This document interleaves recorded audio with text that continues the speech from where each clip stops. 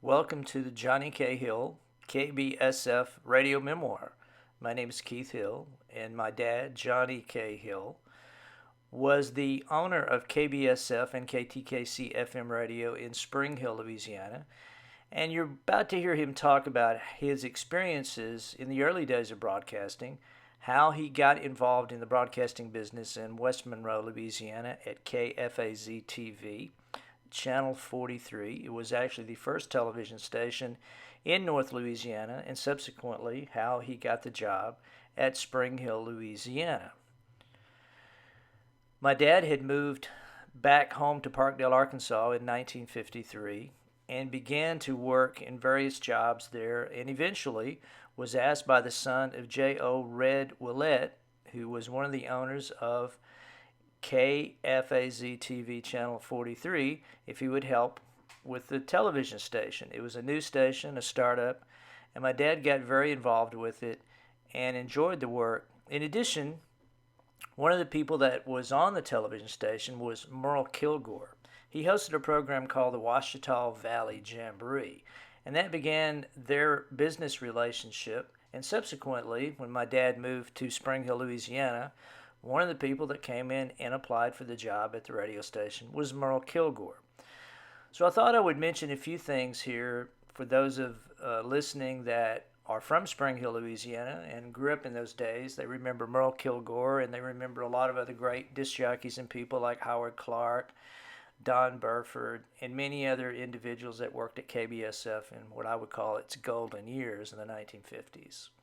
Subsequently, in 1954, my family moved to Spring Hill, Louisiana, where my dad managed the radio station, and eventually in 1961 bought the station. And he'll be talking about that and his experiences and many of the things that happened at that time. I'm going to come back later and try to fill in a few gaps to try to explain how that took place, because it's of some interest to my family and perhaps to some of the people who are from Spring Hill who remember those times. An old roommate of mine named John White. Uh, in fact, we owned a car together one time. Anyway, in college, uh, his father was J.O. Red Willett, who he was a pipeline stringer, and he had contracts all over the United States with airplanes and all the cars. And Johnny never did. They never got along. He was his stepfather. Anyway, he called me and said, my stepfather, has gotten involved in a man that building a television station, and we're in trouble. And can you help out? I said, yeah, I don't know anything about television, but I know a little bit about business. And he knew that. We kept up a little bit. Anyway, it wound up I became sales manager of a television station.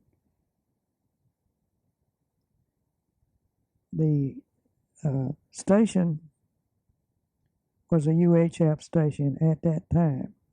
The only way you could, the television set had to have a special insert in it before you could receive a picture. And there were a few UHF stations in the country there now, and it was just an impossible possibility. And we were the first television station in Monroe. KNOE came on with a bang, and of course they came on with CBS, NBC, and ABC. The UHF station couldn't get a contract with one of the major networks because they didn't have the coverage. Nobody, you couldn't get that insert in the television set. Finally, they made it, after a long time, they made it where you could get all the channels. You could only get 12 channels at that time. So, I'm sorry, 13. So it was just impossible. So there I was again without a job. Back to Parkdale we went. I got a call from Higdon. He said they're building a new radio station in Spring Hill. Would you? And I said, well, have they got a manager or anybody? He said, no. He said, I want you to come down and talk to the people that own it. I said, okay. So I went to saw James Branch. He was impressed that I was an LSU graduate.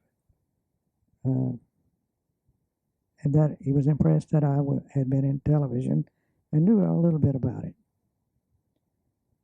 The guy that built the station had originally managed a radio station in Magnolia and had built one in Benton, Arkansas. And they got some way they got acquainted, and he put together the radio station, hired the engineers, and so forth. So when I got here, they didn't have a manager. So they had a couple of people hired, but they didn't have a manager, and so they gave me the job. And the guy that built this radio station went about his business, and I was able to manage the station, and we paid for it in 4 years. And at that point in time, the people that owned it were Jesse Butcher, James Branch, Roy Fish, and Wilbert Slack. Slack got out of it quick. He didn't want any part of it, so they bought him out. So I was always looking for a place to build a radio station,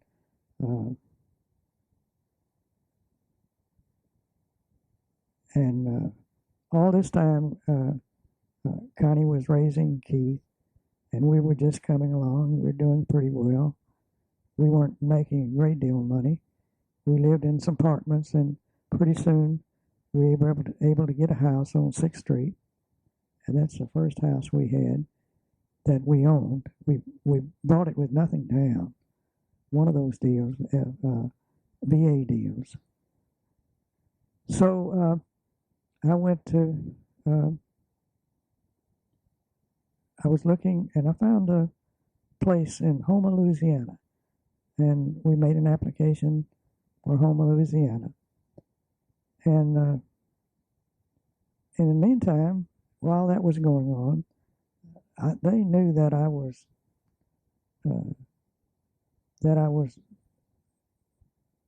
happy with what we were doing, and happy. Connie was happy. She liked the town. She liked the people, and she got along real well with everybody and made good friends. So a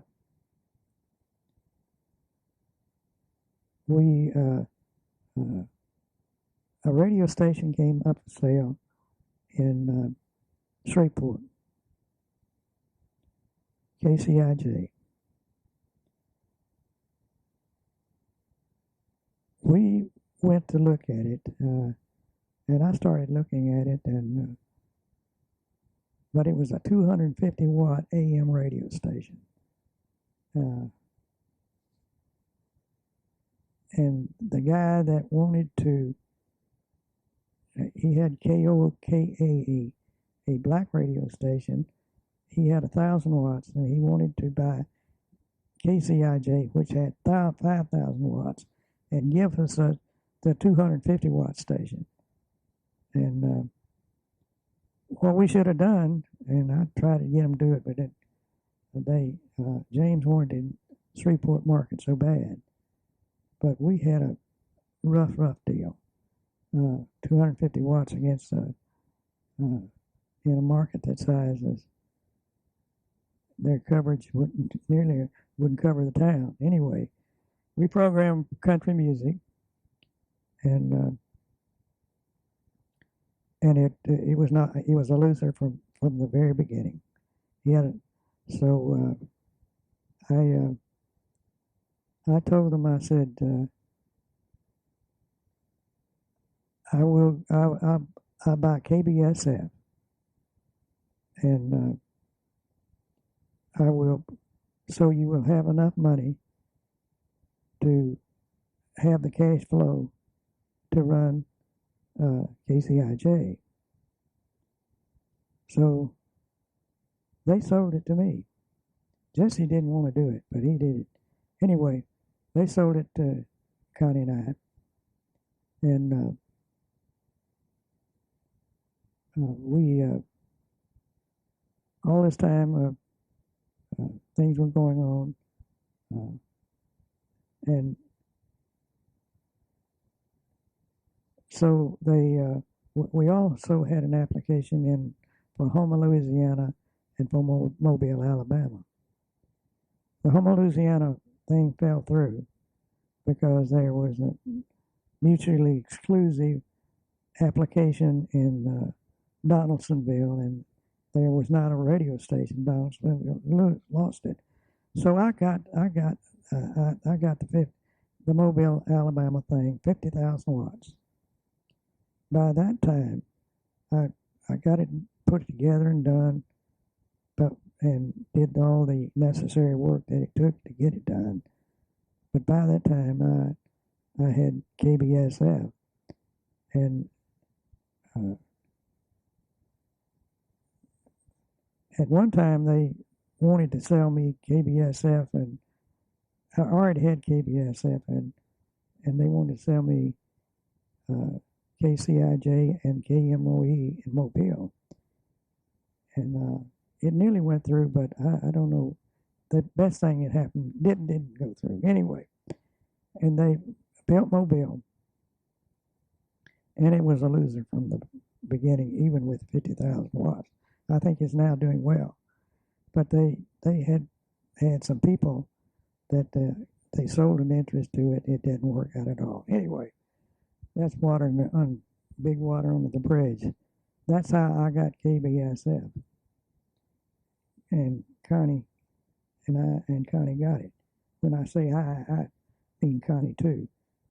My dad managed to buy KBSF 1460 in Spring Hill, Louisiana in 1961.